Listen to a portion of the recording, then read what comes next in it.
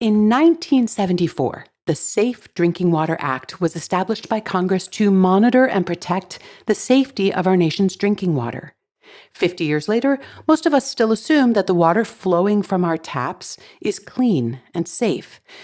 But with emerging threats like microplastics, pharmaceutical residues, and forever chemicals, some are beginning to wonder, are our existing regulations and the systems that enforce them still up to the task?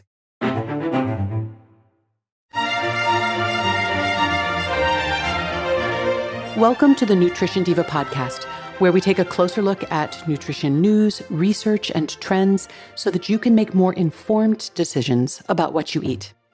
I'm your host, Monica Reinagel, and today's episode was suggested by Chuck, who wrote, I really enjoyed your recent bonus episode on the Environmental Working Group's Dirty Dozen list.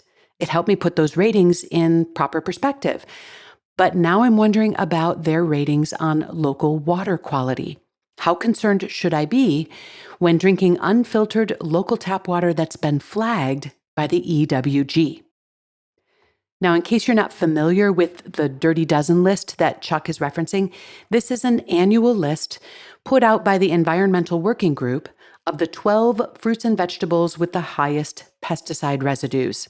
And although it gets a lot of media attention every year, it is somewhat misleading for reasons that I explored in the bonus episode that Chuck mentioned. And I'll put a link to that in the show notes for you if you missed that. Now, the EWG's tap water ratings are not quite as well known as their pesticide rankings, but they might also understandably raise alarms for those whose local water system has been flagged as hazardous. So I want to take a closer look at tap water safety in general, as well as EWG's methodology. So let's start with the basics. Most United States tap water is quite safe. Under the Safe Drinking Water Act, the Environmental Protection Agency sets enforceable limits. They're called maximum contaminant levels, or MCLs, for more than 90 chemicals, everything from lead to nitrates to disinfection byproducts. And every community water system must test its water regularly in certified labs and publish an annual Consumer Confidence Report, or CCR, that shows how it did. And you can usually find your CCR online through the Environmental Protection Agency's CCR Finder. You just type in your address or your zip code. And again, we'll add a link to that in the resources for today's episode. And you don't always need to wait for that annual CCR data to be released. Many utilities now offer real-time monitoring or quarterly dashboards. However, there are still some gaps in this system, which has had to evolve as new hazards are identified.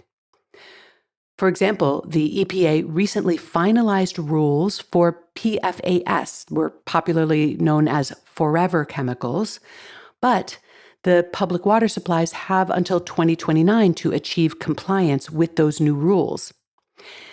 On the other hand, we don't yet have standards for microplastics or some of the other more recently surfaced concerns, such as pharmaceutical residues and even wildfire byproducts. And obviously, the enforcement of public health regulations like these depends not just on the laws and the rules, but also on political will, agency resources, and public trust. And all three of these have taken some hits recently. So starting in 2017, the first Trump administration began rolling back environmental regulations across multiple domains, including clean air, water, and climate. Now, while the Safe Drinking Water Act itself was not repealed or amended, there was a marked decline in the EPA's enforcement activity. Between 2017 and 2020, both the number of inspections and the penalties issued under federal environmental laws dropped very sharply.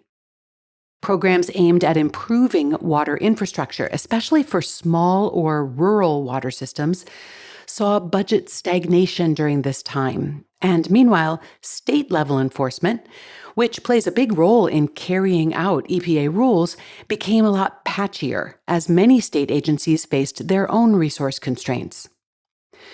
Fast forward to this year, 2025, and President Trump directed the EPA to roll back certain water efficiency rules. This was focused mostly on things like water pressure. However, critics worry that it sends a broader signal that environmental oversight is once again being deprioritized.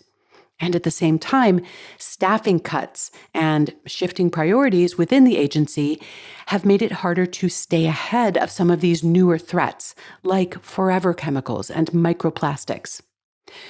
So all of this has contributed to an erosion of public trust, and understandably so.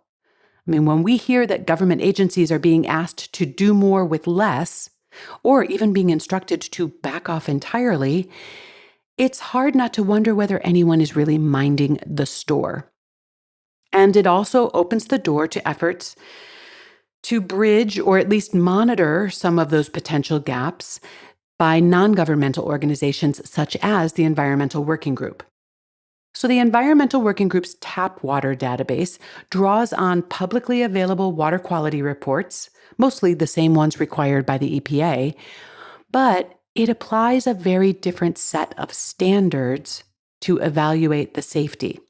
So instead of comparing contaminant levels to the EPA's maximum contaminant levels, the EWG compares them to its own internal, quote-unquote, health-based guidelines, which are often set much lower than those federal limits. According to the EWG, these guidelines are based on the most recent independent research and reflects levels at which no adverse health effects are expected even over a lifetime of exposure. But the result is that many utilities show up in the database as having exceeded these health guidelines, even when they are fully compliant with federal safety standards.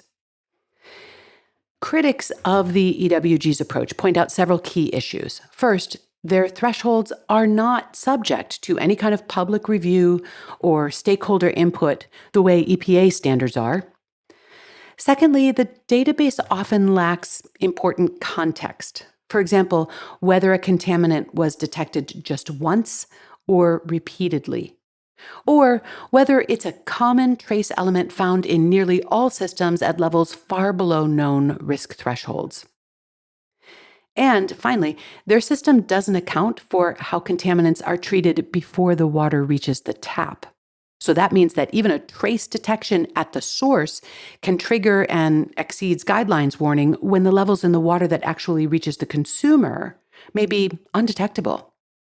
And in fact, because their health guidelines are so much more stringent than the legal standards, virtually every water system in the country ends up flagged for something, whether or not the actual risk is meaningful.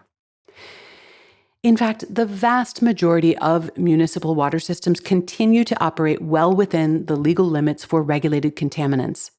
More than 90% of community systems report zero violations in a typical year. Now, that said, there are still some gaps, especially in smaller systems that may lack the tools or the funding to detect, report, or address problems quickly. And those are the places where additional vigilance might make the biggest difference. So the presence of a flag in EWG's database may serve as a prompt to dig a little deeper into the data, but it doesn't necessarily mean that your water is unsafe. It may simply mean that the EWG has set a bar that's far higher than current regulatory or scientific consensus. But at this point, you may well be wondering whether a water filtration system makes sense. So let's talk a little bit about those, when it might make sense to use a water filter, and what kind you might want to look for. For most people who are served by a municipal water supply, filtration is not strictly necessary from a safety standpoint. But there are still plenty of reasons that some might choose to filter their water, ranging from peace of mind to concerns about specific contaminants to, quite honestly, just the taste. Because even when water is safe to drink, it may still carry a faint chemical or a mineral flavor that's not especially appealing. a slight chlorine smell from treatment, for example, or naturally occurring minerals like iron or sulfur, which can give water a sort of a rotten egg smell. So in those cases, a simple carbon filter can do the trick. Whether in a refillable pitcher or faucet mounted, these inexpensive filters are very effective at improving the taste and the smell of tap water. And depending on the brand, they may also reduce certain volatile organic compounds or even various heavy metals. Now, if you are concerned about other specific contaminants, it may be worth investing in a more targeted system. And for these, I recommend looking for NSF or ANSI certification. This is an independent testing and verification system that evaluates whether a filter actually does what it claims to do. NSF stands for the National Sanitation Foundation, and ANSI is the American National Standards Institute. And together, they have established standards for different types of filtration technologies and the contaminants that they are designed to address. So when you're choosing a filtration system, look for one that is certified to remove the specific contaminants of concern in your water supply.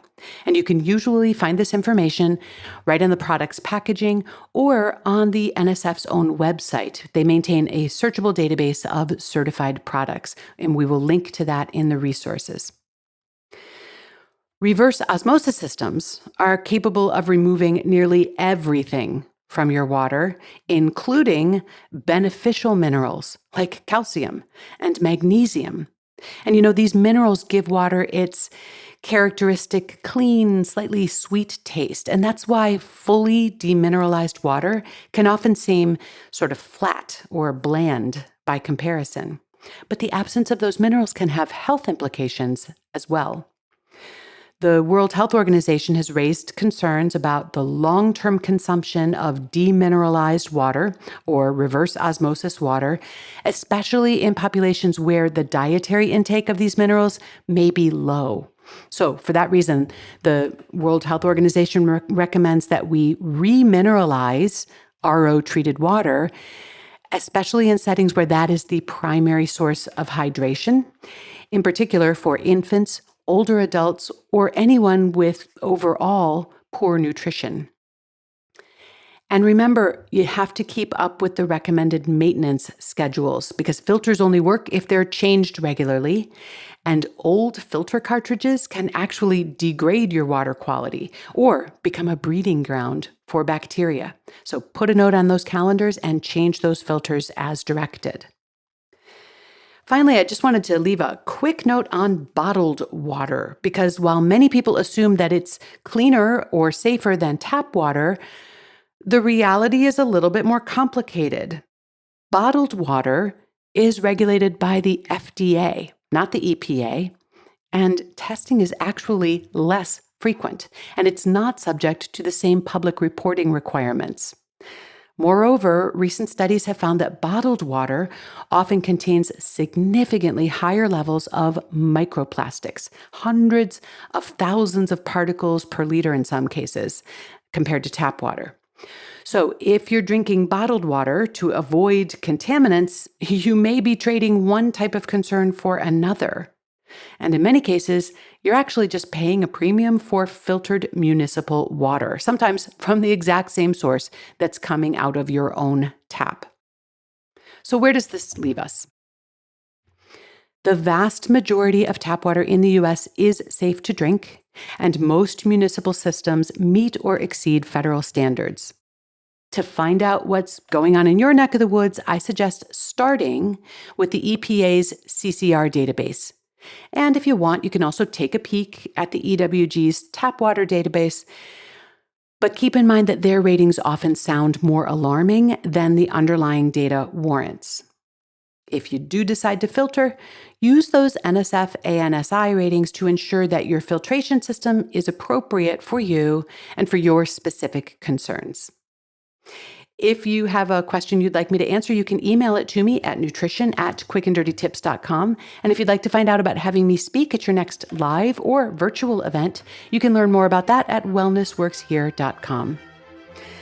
Nutrition Diva is a quick and dirty tips podcast. Holly Hutchings is our director of podcasts. Steve Riekeberg is our audio engineer. Morgan Christensen heads up podcast operations and advertising. Thanks also to Nat Hoops for his support. And most of all, thanks to you for listening.